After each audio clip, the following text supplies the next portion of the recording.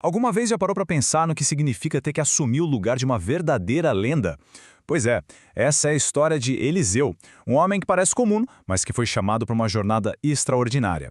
Vamos mergulhar fundo nos detalhes para a gente entender o que está por trás dessa história. Que baita desafio, né? Pensa só, um fazendeiro chamado Eliseu é escolhido para ser ninguém menos que o sucessor do grande profeta Elias. A pergunta que fica é, como é que se preenche um vazio desse tamanho? Para a gente entender de verdade quem foi Eliseu, a gente precisa primeiro entender a sombra que pairava sobre ele, o legado de Elias e, claro, o cenário de uma nação inteira que estava em crise. Olha que forte isso. O mentor de Eliseu, o profeta Elias, estava no fundo do poço.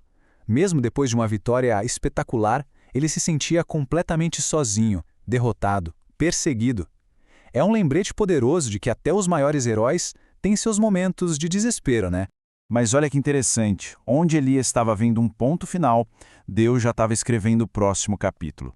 A resposta divina para esse desespero não foi acabou, mas sim preparar o próximo elo da corrente.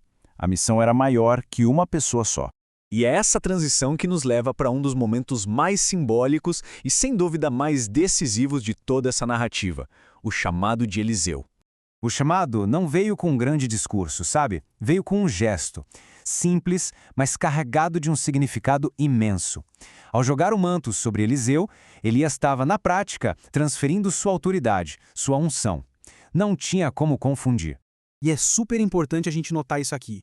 Eliseu não era um andarilho, alguém que não tinha nada a perder. Pelo contrário, ele era herdeiro de uma família rica, um homem de posses.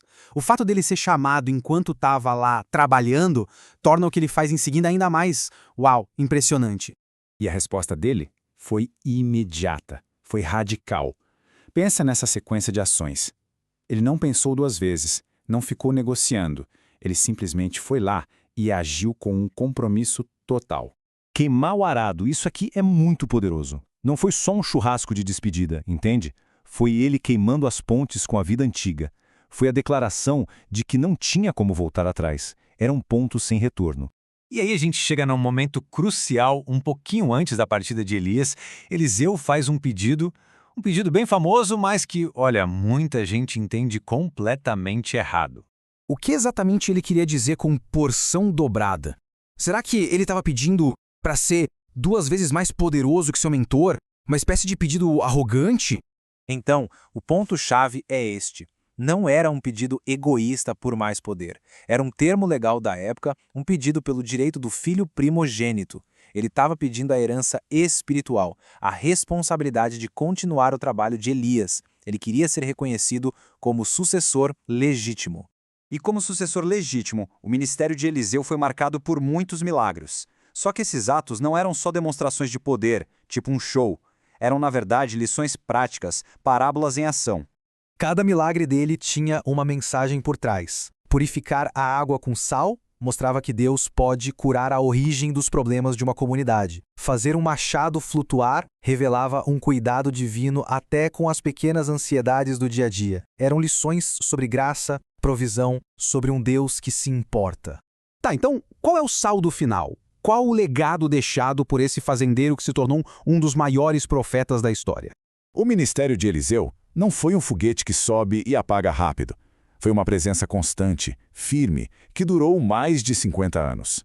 É a prova viva de que a obra de Deus sempre vai além de uma única geração. Em resumo, Eliseu se tornou profeta da continuidade, provando que o trabalho de Deus não para. Foi o profeta do serviço, porque começou sua jornada de forma humilde, servindo. E, claro, foi o profeta da esperança, trazendo milagres em tempos de muita crise e escuridão espiritual. E no final das contas, a história de Eliseu, com aquele ato radical de queimar o arado, deixa uma pergunta no ar que ecoa até hoje. Quais são os arados em nossas vidas? Aquelas coisas, seguranças, que nos prendem e nos impedem de seguir um propósito maior?